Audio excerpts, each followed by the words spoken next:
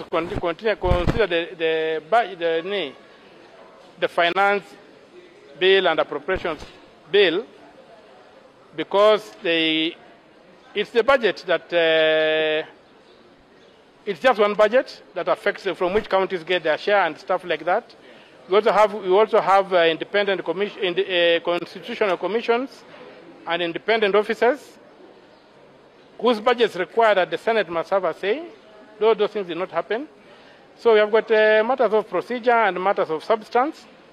In the budget itself, we have identified a lot of theft. What we believe is theft, or open theft by, at this place I would think is the people in the Treasury, who are fixing things within the budget for them to steal, and it runs into hundreds of billions of shillings. So we are going to bring out all those issues.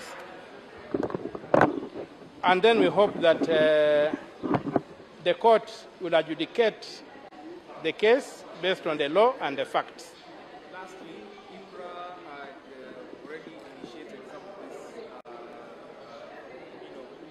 things that were coming up from the Finance Act. Case in point, the revision of the cost fuel, even before the ruling was made by the appellate court. What's your response to that? Are you also seeking to challenge that? Yes, we are challenging it. We have challenged, in fact, the court has ordered that the summons be issued for the CEO of IPRA to appear in court and tell us why he defied the orders of the court. So that's going to happen. But more important, we have also moved to the Supreme Court by the application number 029, I think, of 2023, which we filed yesterday in the Supreme Court.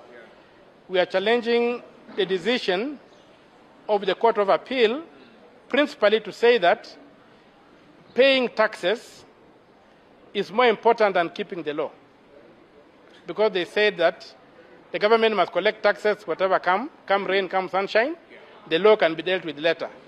So for our side, we believe that the government has the right to collect taxes, but only within the law.